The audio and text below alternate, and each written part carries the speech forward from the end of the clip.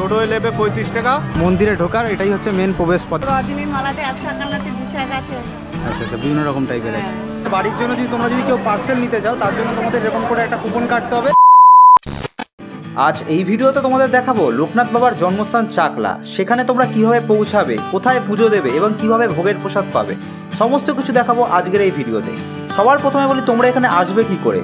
চাকলা যেতে হলে শিয়ালদা থেকে বনগাঁ লোকাল, হাবড়া লোকাল বা গোবরডাঙ্গা লোকাল করে খুব সহজে তোমরা পৌঁছে যেতে পারো গুমা স্টেশন।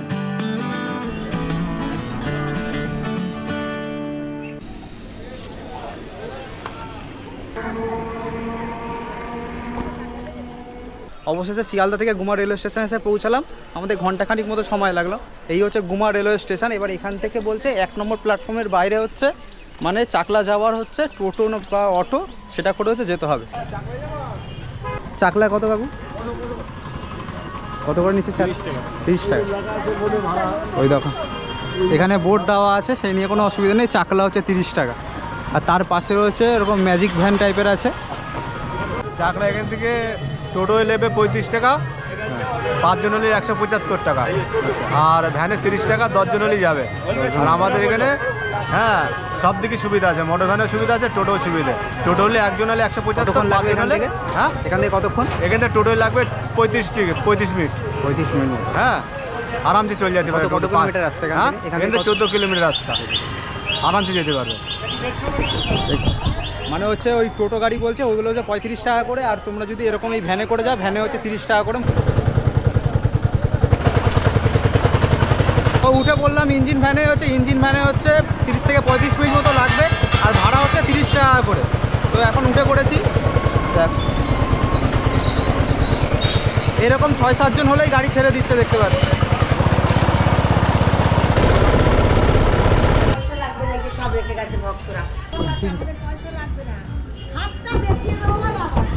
পৌঁছে গেছে হচ্ছে 30 টাকা করে নিল, ওই আধ ঘন্টার উপরেই লাগলো।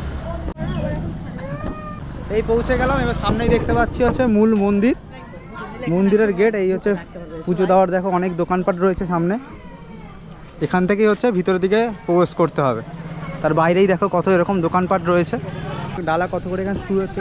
ডালা 51, 151, 200, 300, 400। আর এই ফুল দিয়ে, রজনীগন্ধা ফুল দিয়ে রজনীর মালাতে 151 আছে, 200 আছে।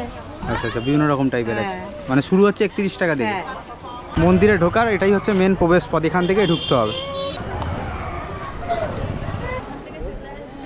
এই হচ্ছে মন্দিরে ঢোকার মেন প্রবেশ পথ। এখান থেকে প্রবেশ করে আসার পরে প্রথমেই পড়বে হচ্ছে এরকম পার্কিংয়ের জায়গা, আর তার সামনে থেকে এগিয়ে আসলেই পড়বে এই দেখো এরকম দান বিভাগ আছে। এখান থেকেই হচ্ছে তোমরা বিভিন্ন রকম তোমাদের যদি কিছু প্রয়োজন পড়ে সেইগুলো তোমরা দান করতে পারো। তাছাড়া হচ্ছে এখান থেকে কুপন কাটতে হবে। ঢোকার পরপরই তোমরা হচ্ছে একটা কুপন কেটে নেবে। তার কারণ হচ্ছে এখানে হচ্ছে 1:30টা থেকে যে হচ্ছে ভোগের আয়োজন করা হয়, সেই ভোগের কুপনটা কিন্তু প্রথম এসেই তোমরা কেটে নেবে। প্রথম লোকনাথ বাবার জন্মস্থান মহাতীর্থ চাকলা ধাম। চলো এবার ভিতরের দিকে ঢুকে পড়ি।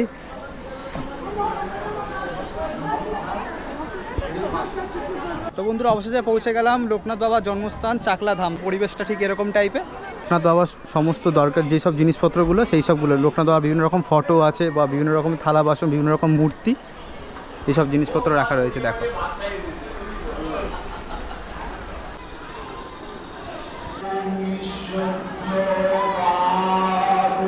এখন ঢুকে পড়লাম মন্দিরের ভিতরে। এখন হচ্ছে পুজো শুরু হয়ে গেছে, কেন 12:30 থেকে পুজো শুরু হয়, এখন বাজে হচ্ছে 12:35।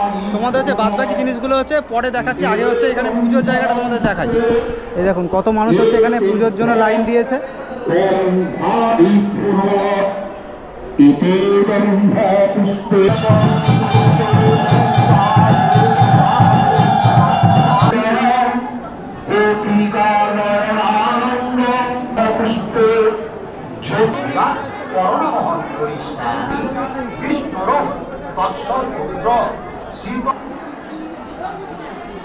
পুজো প্রায় শেষ, 12:30 থেকে শুরু হয়েছিল, এখন বাজে হচ্ছে বেলা 1:30, মানে 1 ঘন্টা মতো পুজো হলো। তো তোমরা যখন আসবে একটু সকাল সকাল আসার চেষ্টা করবে। সকাল সকাল আসলে তোমরা হচ্ছে পুরো পুজোটা দেখতে পারবে। পুজোটা শুরু হয়েছে 12:30 থেকে, এখন বাজে যে বেলা 1:30, প্রায় 1 ঘন্টা মতো পুজো হলো। পুজো দেওয়ার পর সবাই এখানে এসে ধূপকাঠি মোমবাতি সবাই জ্বালাচ্ছে। ধর এইটা ধর। 1730 খ্রিস্টাব্দে জন্মাষ্টমীর শুভ দিনে বাবা লোকনাথ জন্মগ্রহণ করেছিল এই চাকলা গ্রামে। তবে এই নিয়ে অনেক মতবিরোধ আছে, কেউ বলে হচ্ছে কচুয়া গ্রামে, কেউ বলে হচ্ছে চাকলা গ্রামে। তবে বাবা লোকনাথ ছিলেন হচ্ছে ব্রহ্মচারী, তিনি আর তার বন্ধু মানে তার সাথী বলতে পারো বেনি মাধব আর তার গুরুজির সাথে তিনি এদিক ওদিক ঘুরে বেড়াতেন, তিনি কোনো জায়গায় হচ্ছে স্থির থাকতেন না। মূল মন্দিরের পাশেই রয়েছে নাট মন্দির। নাট মন্দিরটা হচ্ছে দোতলা মতো, নিচেও জায়গা আছে উপরেও জায়গা আছে। এর নিচেই দেখতে পাচ্ছি বাবা লোকনাথের এখানে মূর্তি করা আছে, এই দেখো।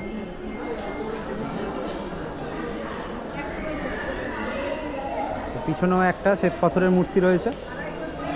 এখানেও দেখো কত মানুষ দেখে এরকম নিচে এরকম বসে রয়েছে ভর দুপুরবেলার দিকে। আর এর উপরেও একটা জায়গা আছে, উপরটা এবার ঘুরে আসি চলো।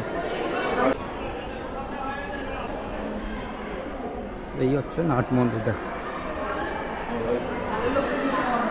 বেশ অনেকটা জায়গা, দেখো কত সুন্দর, পুরো পাথরের কত সুন্দর, দেখো পুরো পরিষ্কার পরিচ্ছন্ন, দেখো কত মানুষ এখানে বসে আছে। দেখো যে এখানে কিছু ঠাকুরের মূর্তি আছে।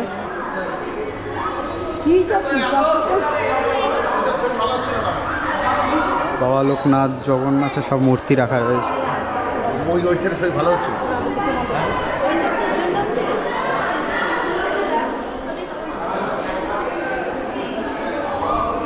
এখানে শিব পার্বতীর মূর্তি রয়েছে।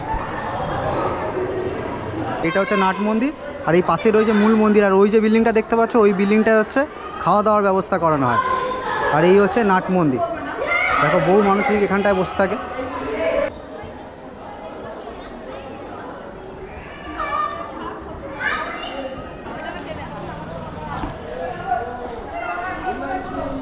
বন্ধুরা এখন যাচ্ছে হচ্ছে নাট মন্দিরের ঠিক পিছনের দিকে। দেখো এখানে হচ্ছে বিভিন্ন রকমের দোকানপাট রয়েছে। দেখো এখানে দেখো কত এরকম দোকানপাট বসেছে মন্দিরের ঠিক পিছনের দিক। কোথাও রাখতে হবে না।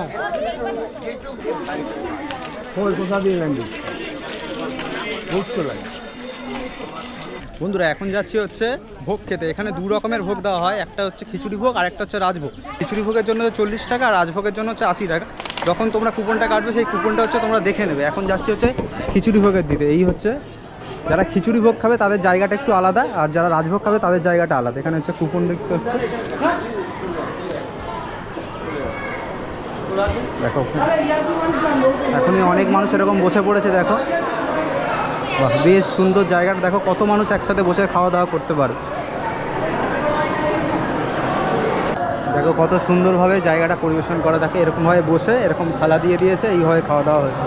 সবাই বসে পড়েছে, দেখো দিয়েছে খিচুড়ি।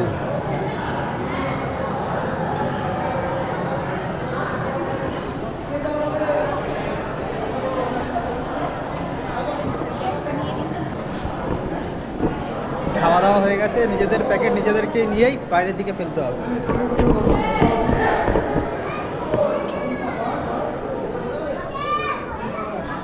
এখানে ফেলার জায়গা রয়েছে। আমাদের ভোগ প্রসাদ গ্রহণ করা হয়ে গেছে। এবার হচ্ছে বাড়ির জন্য তোমরা যদি কেউ পার্সেল নিতে চাও, তার জন্য তোমাদের এরকম করে একটা কুপন কাটতে হবে। সেই কুপনটা কেটে যেখানে মন্দির আছে, মন্দিরের ঠিক উল্টো দিকে এর পাশেই রয়েছে হচ্ছে 2 নম্বর কাউন্টার। সেই 2 নম্বর কাউন্টার থেকে তোমরা পার্সেল নিয়ে নিতে পারো। দেখো সবাই হচ্ছে এখান থেকে পার্সেল নিচ্ছে। এই হচ্ছে বাবা লোকনাথ বাবার মেন মন্দির। মেন মন্দিরের ঠিক পাশেই রয়েছে এরকম 2 নম্বর কাউন্টার। এই 2 নম্বর কাউন্টার থেকে মানে তোমরা যদি পার্সেল নিতে চাও পার্সেল নিতে পারো। তার জন্য আগে থেকে টিকিট কাটতে হবে। যেখানে হচ্ছে পার্সেল দেওয়া হচ্ছে বাড়ির জন্য, যদি বাড়ির জন্য নিয়ে যেতে চাও নিতে পারো। আমি এখন আছি মন্দিরের ঠিক ভিতরে। এই মন্দিরের ভিতরে এই পুরোহিত দাদু আছে, উনি হচ্ছে বলে দেবেন যে এই মন্দিরটা কোন সময় খোলা থাকে। এই মন্দিরটা কখন খোলা থাকে? সকাল 6:30 থেকে রাত্রি 8টা পর্যন্ত খোলা থাকে। সকাল 7টা থেকে দুপুরবেলায় 10 মিনিট বন্ধ থাকে ভোগ দিতে যাবে। এখন তখন পুজো পাঠ হয়ে গেছে, এখন সবাই যে যার মতো ফুল নিয়ে যাচ্ছে। তবে তোমরা যদি এখানে এসে থাকতে চাও তো থাকতে পারো। বেশ অনেক কটাই ঘর আছে শুনতে পারলাম। এখানে রুম ভাড়া হচ্ছে বলছে নাকি 300 টাকা করে।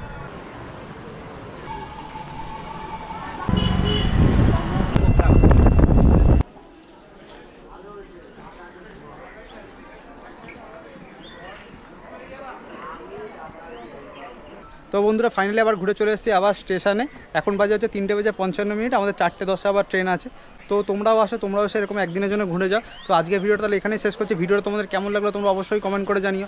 দেখা হচ্ছে পরবর্তী অন্য কোনো ভিডিওতে অন্য কোনো জায়গা। ততক্ষণের জন্য টাটা। আছে